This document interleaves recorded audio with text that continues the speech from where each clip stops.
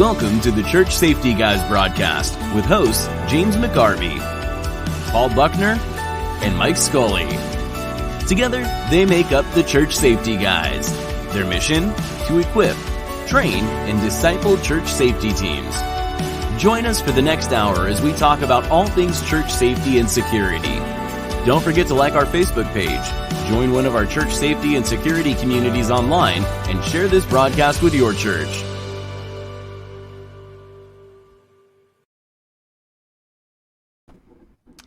Well, good evening and welcome to the 50th broadcast episode of the Church Safety Guys. I am your host, James, and I am joined with my fellow co-hosts, Mike and Paul. Gentlemen. How are you guys doing? Good. 50. Holy cow. How'd that happen? Well, we started with the first episode, and then we...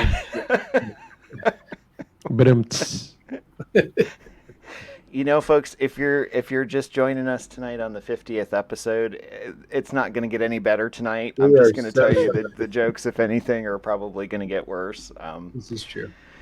But if you're joining us at a later time on YouTube, feel free to like and subscribe. If you want more bad jokes, on the icon down in the lower right-hand corner, and that way when we upload information or videos, you get alerted to those. And click like and subscribe if you're listening to us on a podcast. We're on Iheart Media, Amazon, Apple, and so you can take us on the road with you as well if you missed an episode. So if you are joining us tonight on Sunday, December 20th, feel free to jot down what church you're with and where you're listening from, and that always helps us kind of with the demographics of things to see where we're impacting and kind of record and see what our impact is. And talking about John just popped on and said congrats on the 50 episodes, so thank you. Thank you, John. I can honestly say that I never thought that I would have 50 episodes recorded. I can honestly say I don't think Paul and I have ever thought that when we started doing this that we would have that many. Yeah. I don't know. It's pretty great. It is. It's pretty crazy. So how has your guys' week gone? Hopefully it was less exciting and intense than mine. Ooh, interesting. Oh yeah. No crazy car stories for me. Well, so for those of you listening, I flew out to California on Friday and then drove back to Ohio and did it in 33 hours. So, woohoo! Didn't they make a movie about that? It was like Cannonball Run or something like that. I think it was Planes, Trains, and Automobiles was more of the situation. Or fill in the blank with a horror movie. Right. Right. Yeah. So anyhow, we got back earlier, and so quick funny story. So I was I got in about 1 this morning, and my wife asked me. She said, "Are you going to go to church tomorrow?" And I said, "Well, I had kind of set it up so that my shift was covered." And I said, "No, I'm not going to. I'm going to sleep in because I haven't slept for 2 days," type thing.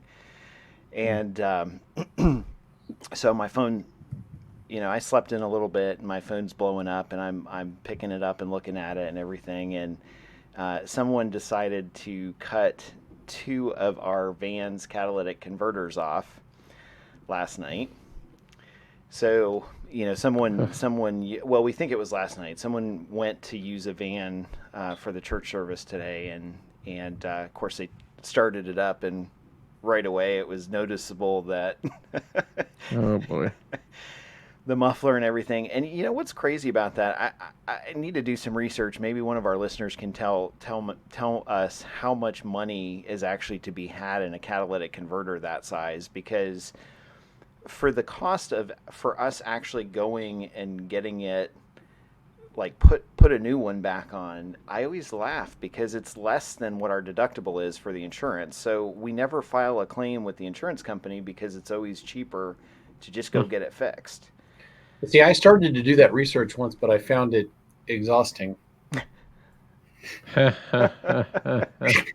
Send hate mail that way. Found it exhausting. Oh my goodness! I didn't take enough Advil for this broadcast. Right? Sorry, I'll put my muffler on. All right, so we're going to talk about a bunch of things tonight as our 50th broadcast episode. We've got some great giveaways. We've got some book resources that we've given away throughout the year, and then we also have a few copies of devotionals that will be given away. And every once in a while, what I'm going to do is actually throw out a trivia question. So if you have the answer, if you want to, you can email it to me, message it to me on Facebook, or if you're watching this on Sunday night only, then you can put it in the comments and I'll know, and then we'll send that out to you or get information to send that out. We've got some pretty cool stuff. I've got a couple of really cool books from different famous authors around, and never heard of him. Yeah, me neither. And then I've also got a couple of cool Bibles that someone donated to give away too. So great.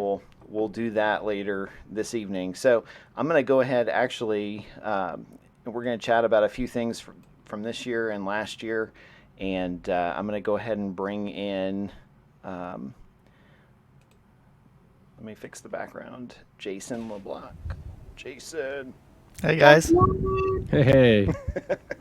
So welcome for those to the of show. You that have never seen Jason on a broadcast, I think that's probably because he's never been on a broadcast. This is his first broadcast with us, but he is not a stranger, or should not be a stranger, because he is often very much in the background helping us with media stuff, and has saved Mike and I and Paul, to an extent, the three of us, some very exasperating moments with his abilities in technology and filmmaking, etc.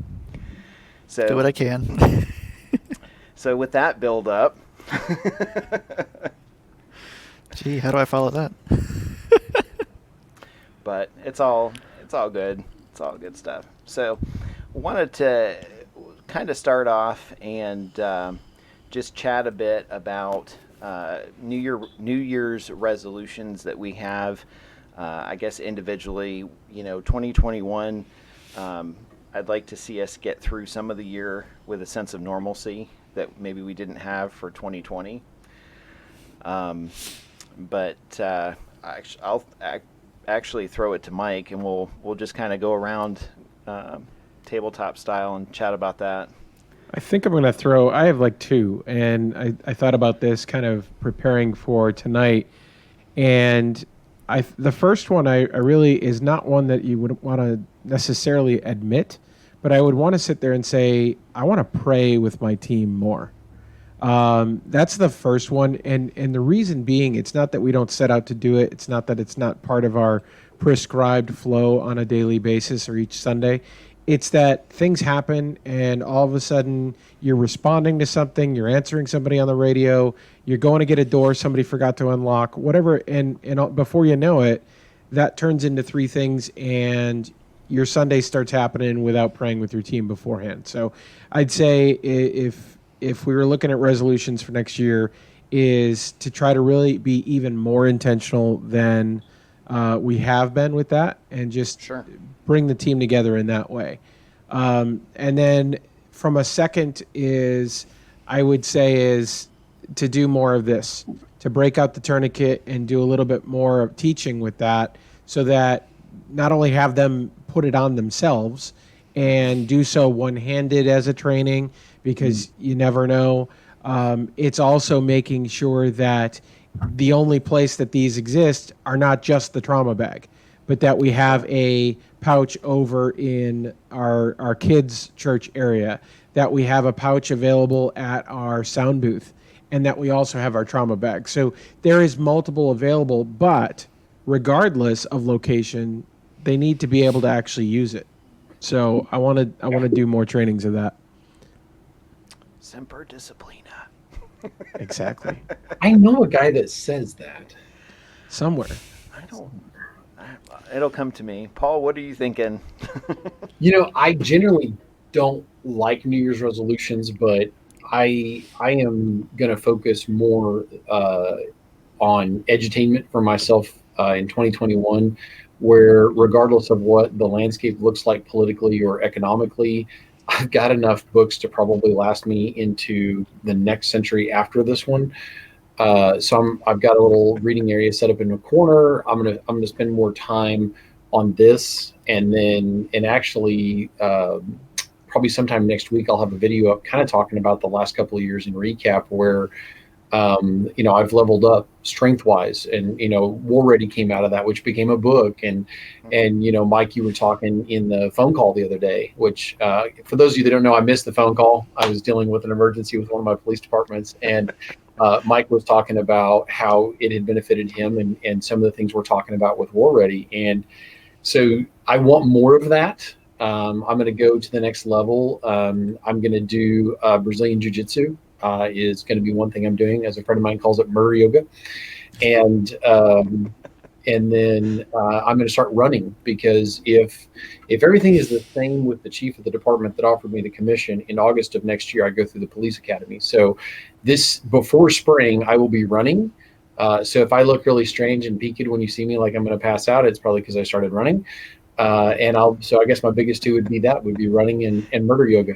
So we're going to start a new reality show. I'm working with ABC on the rights. I was going to do it earlier, but they beat me to it with The Rookie. So Fallen beside the treadmill. I'm on the show my next week with goodness. oxygen. I have so many jokes running through my head right now. It should not be allowed. So I'm going to move Desperate along Church and of Atlanta. We could come up with a lot of reality shows. oh, we could. We Oh, yeah. could. So I'm going to toss it over to Jason, and then I'll wrap up this segment. Well, it's interesting that Paul mentions War Ready. Of course, that was a big thing that he started this past year, and that really resonated with me. And unfortunately, I didn't follow up with it this year as well as I should have. But this coming year, I don't usually do resolutions either, but that is going to be one of my big things this year. I've started lifting weights and doing push-ups more, but running is really one of the big things that I need to do. I think I'm going to have to start walking first, because I'm not in that good of shape as is. But really working on being physically fit and stuff. And one thing that I think was mentioned on one of the broadcasts, I think Paul actually mentioned it sometime, is do we have the stamina to run across the parking lot and chase someone that grabbed a kid or whatever? And thinking to myself, I'm like, no, and I don't like that feeling. I need to be able to do that. So that's one of the big things. And then also being intentional and consistent with training. I want to actually go to a couple classes this coming year. I have not been able to do that yet because of COVID, and because previously I was just one of those people that didn't think it was as important. And I have since learned. I have a good example. I suggest that Springfield, Missouri be in your future road trip plans. Yeah, no doubt. Yeah, Shield Force International. Yeah. Yeah. I would definitely say there's a few folks that we've had the privilege this year of going and seeing how they do training and how they operate. And I think honestly for myself, I mean, I felt like I started off the year really well. I'm not big on resolutions. The two things that I can think of, I started off doing War Ready with Paul, and I felt like I was in great shape most of the year and really pushing myself. And then I got to the end of I think July or August, and I started having issues with my foot and ended up having surgery, on one of the tendons on my foot and all this stuff. And Did you get the quarantine 15? Yeah. So I'm really trying. I want to get back to the point where I can do things like jog and run, and again build that back up. So I do think that, and we have a group specifically for War Ready. We went through the book once and did that group once, and I think that we've heard so many stories of people being blessed from that through the year, that I think that we need to dust that off and bring that back out again, and really go through it. And we have been with the leader group. I've been running through a daily devotional. There's a couple guys that are doing it with me, and there's nothing wrong with accountability. There's nothing wrong with being able to support each other and say, you know what, there's some days that it's not going to feel good. There's some days that, maybe you need somebody else pushing you and challenging you or something like that. But the other thing that I always do, and this is just a thing for me, I don't know how I got started, but every year I think about a word, like a specific word that maybe I don't know all of the defining factors of it, like grace or compassion, or maybe it's tied into theology. And I really research that, and I really pray that through the year God would give me the opportunity to actually learn more and more deeply what that means and how I can apply it and show others. I never pray for patience, though. I'm going to tell you, patience is never my word. No. But it's interesting because when I look back through the year, typically whatever word that I have, a lot of times I see my reaction being different, or hopefully being different of how the events are for that year. And so that's kind of like the one resolution that I do. But I will say that there is a lot. You guys all kind of talked about training and being more equipped. That's kind of how I feel. I feel like there's always a lot that we can do.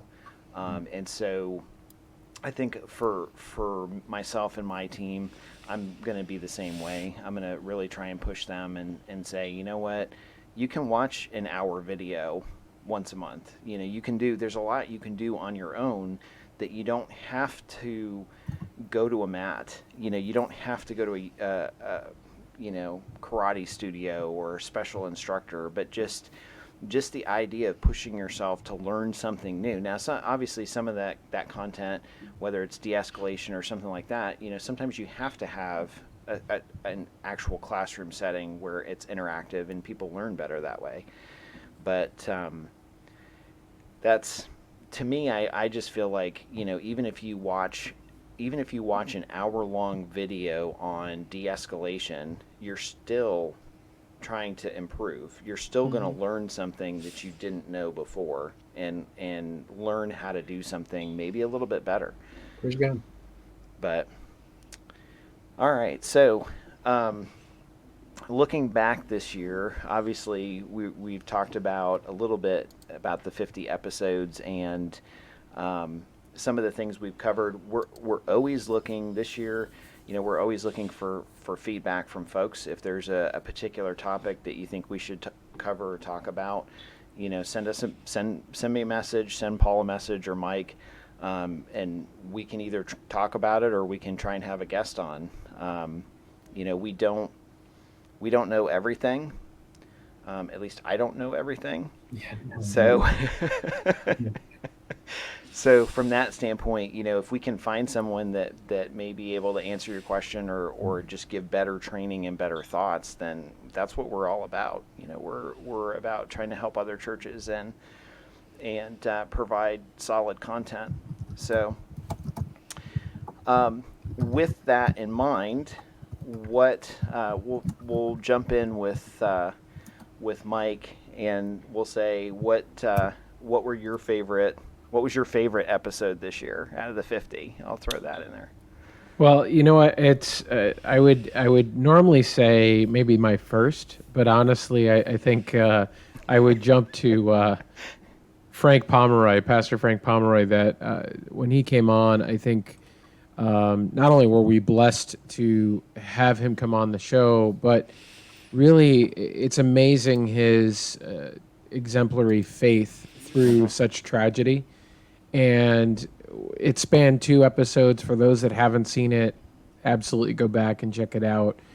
But it just, the impact there, and I think the testimony that he saw through that tragedy, and how important it is for safety teams and security teams, and doing what they do and not becoming complacent, and the need for them across churches.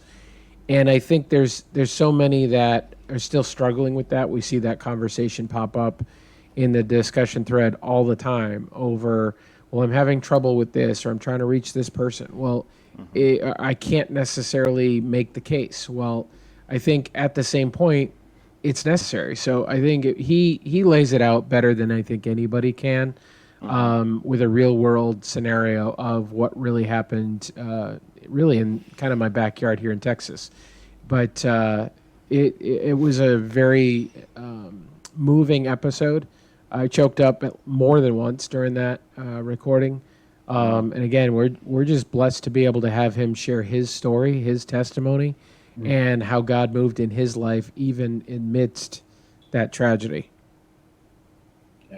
For sure. He if you haven't heard that episode, please go back and listen to it. It was a 2-parter, but I can't listen to it without just tearing up a little bit. I mean, his compassion for the folks down there in the situation, and one of these days, honestly, and I've gotten to know him better since that broadcast, and since he came on personally as a friend, and honestly, I look at him as a hero. And a lot of times we think, well, the person that stops something is the hero, right? We don't talk about what happens after the fact. And the reason I look at him as a hero, and really somebody that I look up to, is because of how he handled it after the fact, and the fact that he demonstrates humility, but he also demonstrates that he feels like he failed at that point. And God brought him through that, and now he's able to help others. And I think from a standpoint of a hero, when I look at someone that I really have a lot of respect for, it's someone that can say, you know what, maybe I made a mistake, God brought me through this, but at the end of the day, here's where I am. God has blessed us, we're moving forward. And someone that can go back and critique that themselves and actually bring that out as a point, I just have that much more, that much more respect for. So I'll throw it down to Jason, and then we'll go to a break and come back and talk. Paul and I will talk about our favorites. But what do you think one of your favorites was this year? Well, it's actually Stephen Williford, the interview with him. I love hearing from people who are in the trenches, who were there. To me, I just learn better that way. Sure. And so hearing him, and I know he gets choked up some during that interview, and you can really tell how much it affected him. And it was also really, that one is what really brought my attention to the fact that church safety and security it's a thing. It's an important thing, and it needs to be a thing regardless of the size of your church. I mean, their whole community was like 600 people, I think. And so I did the math at one point. It was a pretty significant number of deaths in the community from that one event. And that goes to show you that tragedy can happen anywhere. It can occur at any church, and we need to take even it in seriously. Texas, even in the middle of rural Texas, not near one of the big city centers and things like that. And and that's part of that interview. I think that Stephen talks about as well, and Frank talks about everything that hit that location. So I think the interesting thing to kind of jump on that, Jason, the interesting thing with that, and I really do like both of those interviews. I feel, and I know all of us do, we feel very blessed and honored that they would come on and talk to us. And but I think with interviewing Stephen, I think the biggest thing that stood out to me was, and really just opened my eyes, was the spiritual battle and the spiritual warfare, and how God was really in that situation, and certainly kept it from getting worse. But at the same time, just the reality that we don't always, we don't always see what's going on in the spiritual realm. What Yes. attacks are coming, or and then that that goes back to the faithfulness of prayer, like Mike was saying earlier, and just making sure that we don't get sidetracked to do, keep the main thing. But the main thing, because we're not just fighting what we can see, we're fighting what we can't see. And so, Exactly. And sometimes without shoes, in Stephen's case. And with Yeah. rounds. right. Loading as you go. Yeah. Yeah, Exactly. it's funny. I was talking to my dad not too long ago about that, and I said, you know what? I said, honestly, I don't, we certainly rise to our level of training and hopefully rise to the occasion, but I don't know. What's your thought, Paul? We still have time, so what is your It's really funny. None of us guys, so you guys at home, we didn't get together and say, oh, well, your favorite episode's this one and your favorite episode's that one.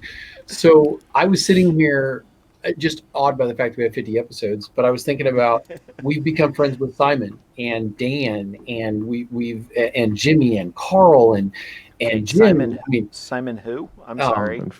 Yeah. It's got a yeah. last name's hard to pronounce. That is true. And we become friends with all these folks and had these incredible interviews with people who've worked as firefighters along Homeland. And I got to bring my friend Matt into the fold, and you guys got to meet him. And so there's so many things that have happened that have been unbelievable. But what's interesting is I wrote down, before we got to this, looking through Mike's questions for the episode, and I wrote down that my favorite interviews were the combination of the Stephen Williford and Frank Pomeroy interviews, because it's 4 parts if you go back and watch them, and they are so unbelievably worth your time to watch. And I shared them with a guy on my security team at my church, and he just came up to me completely floored by having seen them and what God did in the aftermath of it. And so I was listening to you guys talk about this, going, those are literally my favorite episodes. And being able to say to people, I think that was one of the things that hit me the hardest, because I've met so many people, and I think we all suffer from this, that at moments we have this false bravado, well, it better not happen here because I got this in the bag. We can get into this attitude. And when you rewatch that video and you see the pain in Frank's face, and you hear his voice when he's like, don't wish for this. Don't wish for this ever, because we can't get cold and clinical, not that anyone here tonight has, and go, well, this many people died and this many people live, and we could get that way, but we have to remember this has changed lives and it will echo in eternity. And God has used it. But imagine if 5% of your community, to your point, Jason, or whatever it came out to be, I think it was about 4. imagine if that many members of your church had life-altering injuries. And don't miss in those episodes, when you rewatch those episodes, the fact that there are people who have never returned to church. And I don't just mean the Sutherland Springs Church. They've never returned to church. And so those episodes were unbelievable. And to be able to have that connection with those two men, and see how from complete opposite perspectives God used them and is still using them. I love it. That it not only the blessing to be on the show, I think and James, you talked about the folks that we got to meet this year, and either virtually because they've been a part of this show or we've gone on theirs. But that led to an opportunity I had a few months back. I was able to take a drive here in Texas and pair up with Stephen Williford, who was doing a fundraiser for the worship leader of the church. that is in a wheelchair and they needed to do some renovations and make things. You know what? It's we didn't talk a lot about it during the episodes and so forth there, but it was great to be able to reach out to say hello and you know what? Just continue to give back because while he blessed us by coming on the show and blessed a lot of the folks out there listening who have heard that episode, it was just a great way to be able to say, you know what, it may have absolutely nothing to do with church safety and security, but I'm going to go and you know what, I'll take raffle tickets or I'll hand out numbers for the auction, whatever I can do to help out on that day. What do you need? And I think that's really the one of the highlights of this year, even of not just meeting them and so forth, but being able to just go out there and serve. Amen. Yeah. I agree. I mean, honestly, for the year, I don't think I could repeat better what you guys have said for the episodes. I think probably one of my personal favorites beyond that 4 set that we did, or the two, well, it ended up being 4 episodes, was I really appreciated and enjoyed Tina Lewis Rowe when she came on. And roasted us for a couple of reasons. Paul. The first reason was because I became very close with her because she completely roasted Paul unabashedly. I mean, but no, one of the things I love about it is because she's and if you think about if you think about her, keep her in your prayers because she had a pretty bad fall not too long ago, and she's had to have several surgeries repairing bones in her foot and whatnot. But I love the fact that she poses the question, what could go wrong? And I've quoted her on that several times, and and certainly I love talking to churches about that, and just the fact that it's so simple, but it's like, you know what, the reality here is we need to get, for church safety teams, we need to get women more involved. Amen. We need to have more experienced folks. And here is a lady that, retired from police work, being a U.S. Marshal, and she's coming in and she has all this experience, and she comes in and she says, you know what, if you ask a simple question, you'll get an answer to be proactive. And I really enjoyed that. I enjoyed the fact that she was very honest and candid, and I've learned that often about several of the officers that that have been doing it for a long time. Being a police officer for a long time, that I know and I have a lot of respect for and talk with a lot. And it's like they always seem to be able to cut straight through stuff, and it's like, this is black or white. There's no in between with it at all. But for guests that have been on, I mean, you guys are absolutely right. I mean, we've been able to develop some great friendships, great relationships with people, and had the chance to meet them. And honestly, to me, it's still very amazing and humbling when I go to a safety conference or something like that, and people come up and say, "Hey, I watched your broadcast," or I've seen you on YouTube, and I'm just like, okay. Mind blown. People listen to this? This is one of the funny things about being quote unquote an influencer, which is what we're dangerously close to. I listen to a lot of influencers, and you'll hear them talk to each other, and they're like, you talk about stuff on a podcast or a broadcast, and people get to know you, and they're like, yeah, you mentioned that you're 33 and you enjoy hiking in rainforests, and you're looking at this person and they know all this stuff about you, and you have to remember you've put this out there, and people will recognize you, and they have, because of the relationship you've built with them, they have a one-to-one relationship with you, and they'll tell you things about yourself that you forgot. And I have experienced a couple of times people walking up and saying, "You're that guy," and it is still weird. And I kind of enjoy the anonymity in my area. Not that I'm what I would consider famous, but I walk down the street, nobody really knows me. But I actually wrote down in my notes that there are probably people in all 50 states who have heard something, whether they want to throw tomatoes at us or not, they've heard one of our broadcasts. They might have, and maybe God willing, we've influenced them, Jason, to exercise harder, to train harder. And, maybe we've helped in some small way. So yeah, it is a little strange. When you guys were going through the analytics for what has happened over the last year, I was editing video for a client and listening to the recording of the call going, and I backed it up twice and listened to the analytics going, so Yeah. It's more than just influence. I think we talk about the ideas. We hope we inspire others that listen. And I know we're inspired by the stories of the folks that come on the show. And I think beyond that is beyond influence. Influence is what I think too many people in the world today are seeking. Instead, what they should be seeking is impact. And if you truly are trying to have an impact, you will influence and you will inspire. So do we start calling ourselves impactors?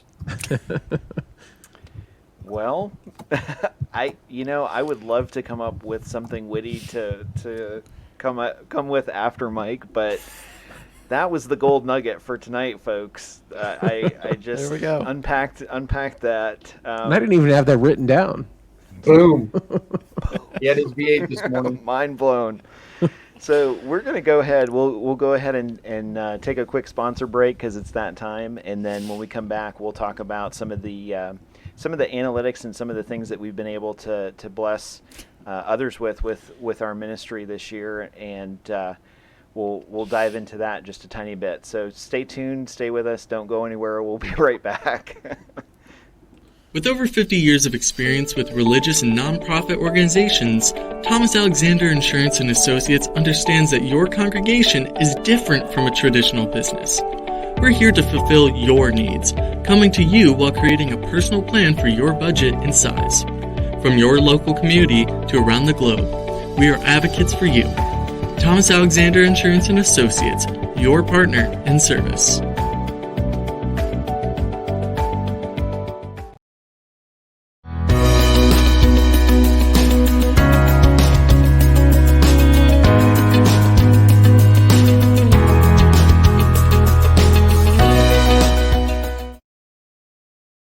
The worst has happened. Evil has invaded the sanctuary. Lives were ended, and the life of every surviving member of your church has changed forever. There will be funerals to attend. The grieving and the counseling will go on for years to come. You may even lose church members, especially if your pastor was killed during the attack. But what if I told you that all of this could have been prevented with the proper training?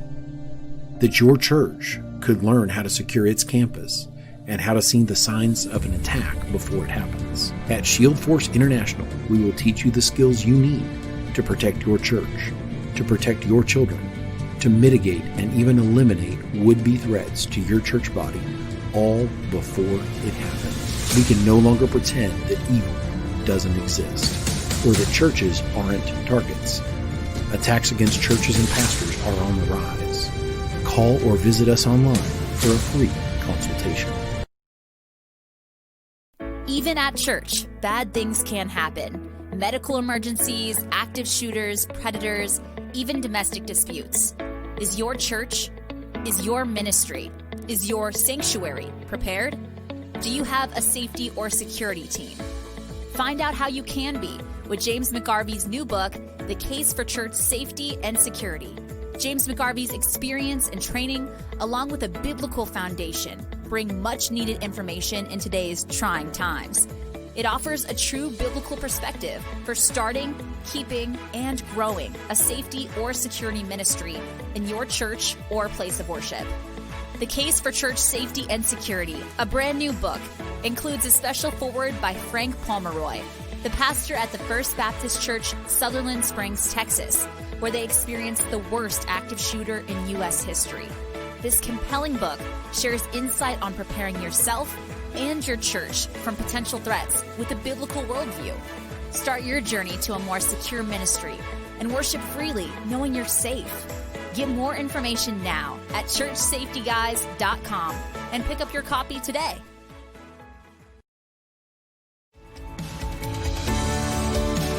The Church Safety Guys is a nonprofit organization dedicated to helping equip, train, and disciple church safety and security teams.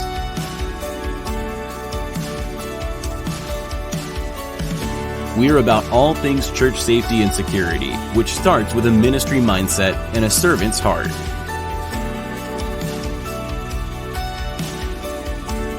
We are protectors, guardians, ambassadors, and shepherds.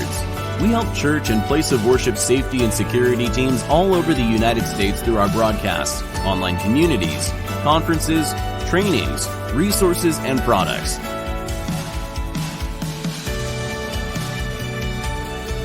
Help us reach more churches in impactful ways by considering becoming a monthly ministry partner. $2, $5, $20 a month will help us continue to provide these resources.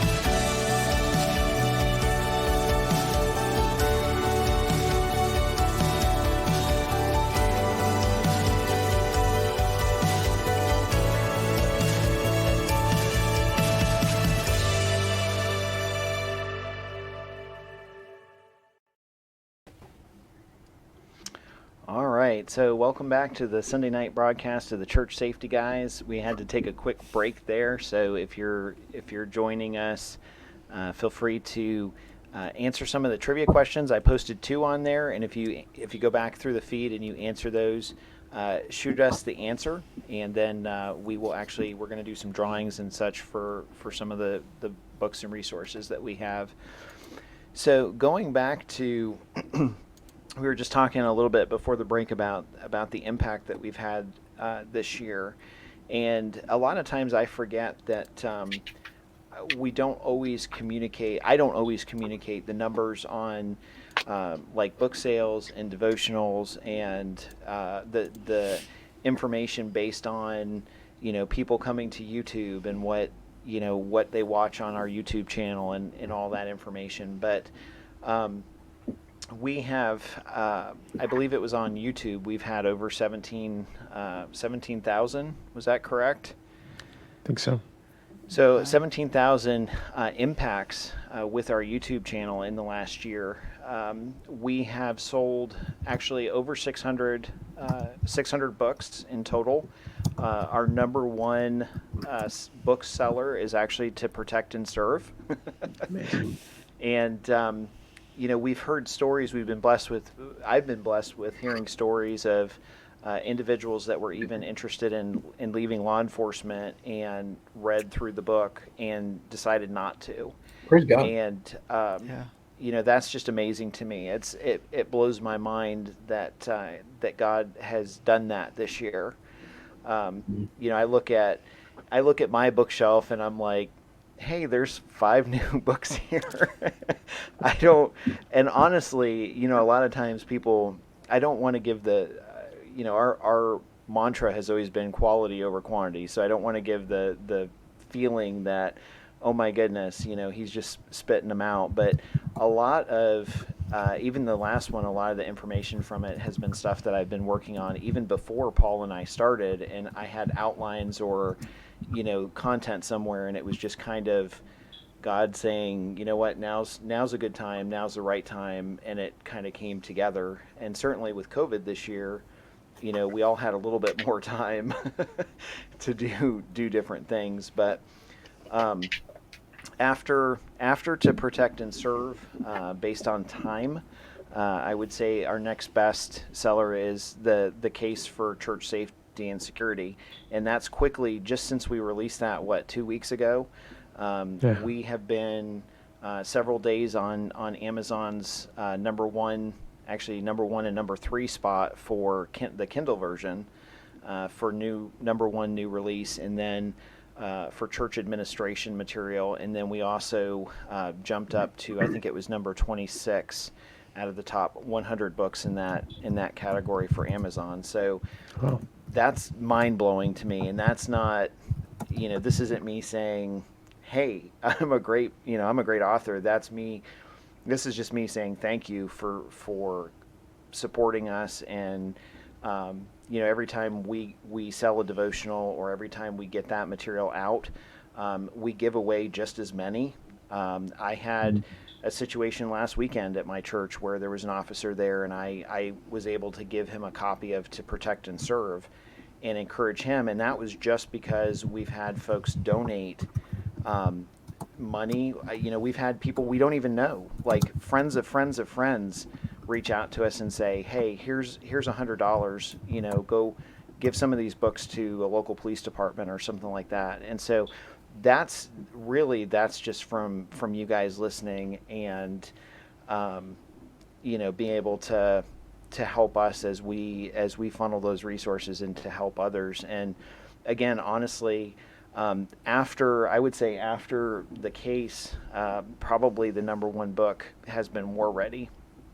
And so it's actually our third one, but at the same time, with Kindle downloads and everything else, we're able to take a look at that, and it's pretty amazing. And just seeing that, that you guys are using those resources and being blessed by them. And we have churches contact us and say, hey, we're going to run War Ready through our team next year. Can we get some bulk copies? And we always have discounts and programs available to help you guys with that, to kind of defray some of the costs. But I will say that 100% of anything that we sell from a book standpoint goes straight back into the ministry, if you did not know that. So we use that for programming costs, expenses. There are churches that we've given devotionals to just to help, because we know they can't afford it, but we feel like God's kind of put that on our heart to help disciple and help encourage. And this year, who doesn't need encouragement, right? Well, I think there's a point there, James, is I think you brought up, kind of summarized it slightly without hitting it, but I think is that in this ministry as a nonprofit, none of the three of us take a dime out of this. And so I know there's other groups out there, and there's companies and nonprofits, and it's still a job. And for us, this is a ministry, this is service, and it's a labor of love. And we do it for that impact that I talked about in the last segment. Mm-hmm. It's really about helping folks that are out there listening. And we couldn't do it unless you came and listened. We couldn't do it unless you put questions out there, unless you called, unless you bought these books. We wouldn't be able to continue doing this. So a special opportunity to say thank you to those of you that do listen and are out there, and a special thank you to those that have written a check, because frankly, we couldn't keep the lights on, literally. In some of these cases, we've been able to do all of that. So it's a testament to those that have seen where the potential of this ministry can go and have been willing to invest in that. I think honestly, and I'll throw it over to Paul because I know he wanted to say something, but honestly, I went to a conference the other day, probably about a month or so ago, with Dan Blevins, and he invited me. He was in my neck of the woods, and he invited me out, and I went to his conference, and he was gracious enough to actually say, hey, if you want a few minutes to talk about church safety, guys, and some of the content, your devotionals and stuff, here you go. And so I was blown away by his generosity with that. But what was interesting to me was after that was Friday night, Saturday, I was there all day with the folks training and jumped into some of Dan's training as well. But the number one question that I received when people came up to me and asked me was, what do I do as a leader on my safety team to get my folks to be engaged, and what do I do to retain them? Mm-hmm. And I walked away, and you guys will definitely, because on the way home, I'm like rambling off messages to the two, to Mike and Paul, but you guys will understand that. For me, it just had a light bulb come on. The way that we retain people is through discipleship and engagement. Right. Because you can't motivate someone, as long as I've been in ministry, and I don't know why I didn't realize this before, but you can't motivate someone to serve if you're not engaged with that person and they're not motivated. And even someone that's so passionate about jumping in and saying, hey, I'm passionate about being a protector, and I want to help people, and I want to do this and I want to do that.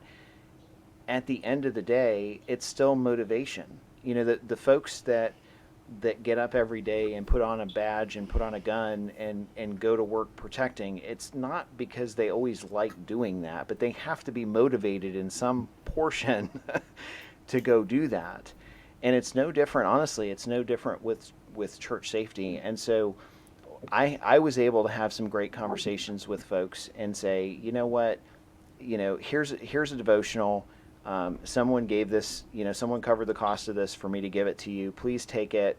And here's the steps, and here's what you can do with your team to motivate them, to develop that motivation, to retain them, to engage with them, and pour into their lives and disciple them. It's not just about protecting the flock. It's about being passionate and being discipled and making disciples. And how do we do that? How do we incorporate that with everything? So it's big. I think as leaders, I think have that opportunity to reach out to it. I talked about it earlier in the resolution, praying with the team. That's part of that discipleship, that engagement with our teams, and really reaching out to them. I think we're seeing churches all over the country right now impacted not just by COVID, but impacted by the result of the fact that some of them were not engaged or discipled. And now when they went away for a period of time because of lockdowns or other sorts of things, some of them are not coming back, not because of COVID and not because of other things, but literally we lost the opportunity. And I say we collectively, in the sense, I think we as the church, and that discipleship is what brings them back, not just to church, but to our teams.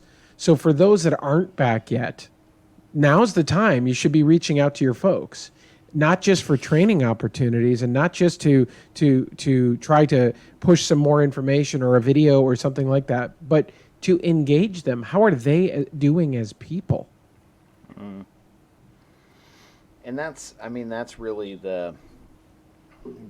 an important factor, because I think you're right. I think we, all of us that do training on a regular basis, we have talked to churches that are like, you know what, I can't get my people to come back, and I haven't seen people come back, and how do you make people come back? And we all struggle with that. I mean, for me to say, here's the golden ticket to solve this problem, it's not, and I'm just going to be honest, because I struggle with that as much with my team at my church as anyone does.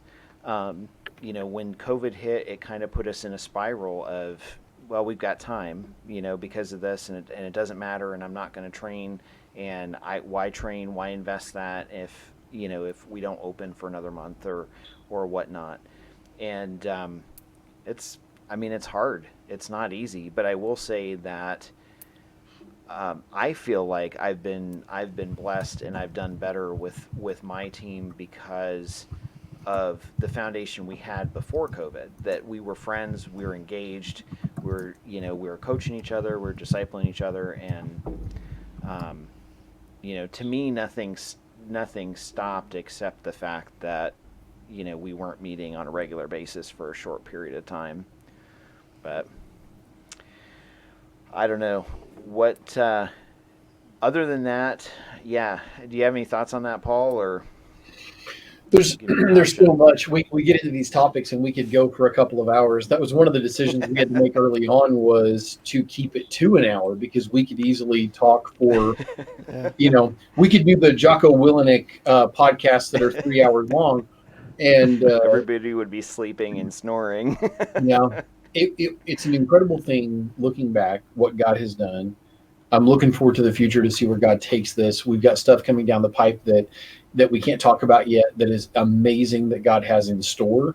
So even just around the corner, just in January, that I'm really excited about people that'll be on, opportunities that are coming around, resources and what have you. So it's really, really exciting. I want to go back for 1 second to War Ready. When we originally started that, it was going to be like a 30-day challenge. James came along and turned it into a book, which God totally used. And can you believe, James, that in the course of 1 year, essentially, you've written 5 books? Blows my mind. And I just got the new one in the mail, and I love it. And I think this side of heaven, we won't know how far some of these little things reach, because even just that little thought where somebody goes, "Oh, well, you're right," And so I love the idea of War Ready coming back for early spring, and people starting to think about these things again, because that's where we always end up after Christmas, is everybody always gets their new gym membership. But to come back to that for a split second, there's two thoughts on that I have. One is I would love to see people start posting their picture of their watch. Like what time do they do it? So if they're joining the War Ready group and they decide to come back into it for this time, post what time they do it. And That'd be interesting. well, and it's not unique to me. It's something that Jocko Willenick does. That's why I mentioned his name a moment ago. Is he posts 4:30 in the morning is when he starts exercising, and I love that idea. And I would love for people to post, because without a why, we won't ever get there. So Jason, you've got a why, and to bring this all the way back around and wrap it up in a bow. That's where I was headed with this. Is you've got to have a why, or you'll never get there. And if you've got a why, my why is I want to go the distance for my family. I want to be healthy and be there to guide my family and protect my family. And I walked a lady out of church today with some security concerns, and she's become friends with my wife. And I stood there watching over them. I can't do that if I'm not healthy, and especially if I'm dead. And so I have a very powerful why that brought about War Ready, and then you turned it into a book, and we get to maybe bring about some kind of a 2.0 version of that. And I'd love to see where God takes it and what fresh ideas you guys come up with that we can build off of, because I didn't even see a book in it, James, and you did, and it's blessed people. So I'm looking forward to see where God takes next year, and that's really where I'm at. I'm ready to see where God goes. I think I do think it's crazy, and to me it is kind of mind blowing on the books. Actually, and I do want to give a tiny bit of credit to Simon, because Simon is kind of the one that planted. I had been in the archives of my filing system on my computer. I had remnants of a church safety book, and Simon and I were talking one day, and he said, you got to do a book where you pull together scripture, and I just, with that, I want to say I really tried to write it towards the ministry leader and also a pastor specifically, and I sent it to several pastors that I know, and I said, check the theology on this, check how it sounds, everything, and just tell me if it's good or not. Like, tell me if you think it's acceptable. And the results that I got back, it was mind blowing. I had pastors saying, why'd you stop at 7 chapters? And I'm like, well, because it's 7 chapters. I'm done with that. But what I wanted to do, my emphasis is, so many times I talk to people where they'll say, you know what, if I just had something to give to my pastor to convince him that this is a worthwhile thing, like what Jason was saying earlier. And so this is the book that you can do that. And honestly, every time we've put out a book and we've put things together, I love hearing third-party stories from people about how they're blessed by, hey, I got your book, I read it, it really helped me, and I'm blown away. But to me, this year, that was one of my big joys, was to be able to go through and actually put those together. And I didn't see it as work. I saw it as something I felt I needed to do. And, God took it and used it, with the case for church safety and security. I was also blessed. Frank Pomeroy did the foreword for it, and again, not something I would ever dream of, writing a book where he would look at it and be like, "This is awesome. You need to get this book done." And just collaborating with different people and whatnot, it ended up being an awesome thing, and I'm excited about it. I'm excited about the opportunity to give it to people, and hopefully see what God does with it. But next year, yeah, for sure, to go back to what Paul was saying with broadcast, I'm sitting here honestly, and I was just telling the guys, I have a list of names on a broadcast list on a piece of paper here, and it's like I have too many people for the month. I'm like, Wonderful I don't problem. know where to put these folks great. in, because we've had some Yeah. awesome people come forward and say, hey, I'd love to be on the broadcast. I'd love to talk to you guys, and it's a blessing to have. But I can tell you the next season, which will be the first few months of the year, you don't want to miss it. If you've been blessed by what we've done up to this point, please let us know, and share the posts share the group information with your team, and that's always a blessing to motivate us to continue to do it. But if you've followed us this long, you definitely don't want to miss the next 3 months of broadcast, because it's high quality, high tiered stuff that we've just got some amazing people that have connected with us and said that they appreciate our ministry with churches, and they want to come help. So Amen. fun stuff. Yeah. So other than that, the next, just so you all know, and then I'll turn it over to Mike, and he can close us out in prayer for the night and the week. The next 2 weeks we're actually going to be off. We're just going to be doing rebroadcasts of other episodes that we've had through the year. So for 2020, our closeout, I do just want to say thank you for being a part of this. Thank you for blessing us with giving. If you've given to the ministry, if you've purchased a book, you've given. So we appreciate that. That helps us bless others and turn around and do this ministry. And so from the bottom of my heart, I just want to say thank you. And I know it doesn't seem like a lot, but it's amazing how God has moved and blessed, and we couldn't do that without you. So please, for your church this year, I hope and pray that you guys have a great Christmas season and a great New Year. So, other than that, I will turn it over to Mike. I wish we had another hour, because there's a whole bunch of other stuff. So much we could go through. We could talk great. about a couple more things. Well, I'd say, Jason, thanks for joining us tonight. Yeah. It was, Thank you. Thanks for having me. good to have you on. And guys, it's always good to hang out. I'm certainly blessed by the opportunity to join you guys this year. And it's, as I look back on 2020, as much as there's so much to be looking at it as a dumpster fire in some ways, there's so many things, but this has been a tremendous blessing to be part of this organization, to be on the air with you, and to call you guys friends. So with that, let's close out this year in prayer. Dear God, thank you for this opportunity that you've given us to impact those on the other end of this broadcast, Lord, to reach those in the church safety and security world that are out there serving in churches across this nation, across this world, and helping reach the lost. We ask you, help us to remember that as we enter this Christmas week, and you have folks entering those doors or clicking through online, but we have an opportunity to reach those folks for you, Lord Jesus. Protect us and keep us safe. Protect those that are traveling during this time, and bless the year ahead, Lord Jesus. In your name, amen. Amen.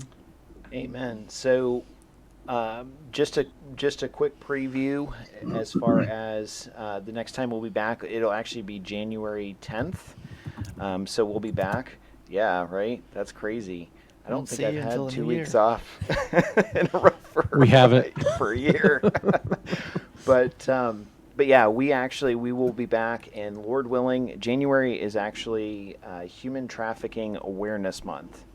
So January 10th, Lord willing, we are actually going to have, I believe it's Jeff Tiggs from All Things Possible, the All Things Possible ministry. He's going to join us, and we're going to be talking about things that the church can do in 2021 to help prevent trafficking and human trafficking, and what we can do to step in to strengthen our churches so that they're aware of this, and that so that we can put a stop to this for our culture and our society. So again, just one of the great great broadcasts we're coming up with, and we're blessed to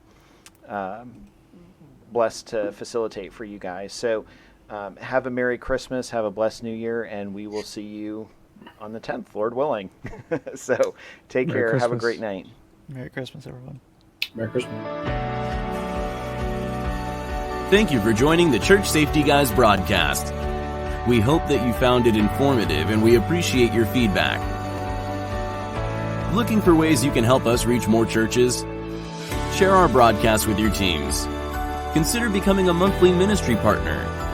Like and share our page and join the discussion in our Facebook groups. Visit our website at churchsafetyguys.com for other great resources.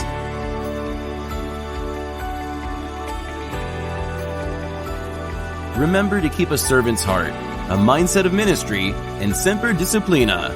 Always be training. Have a blessed week.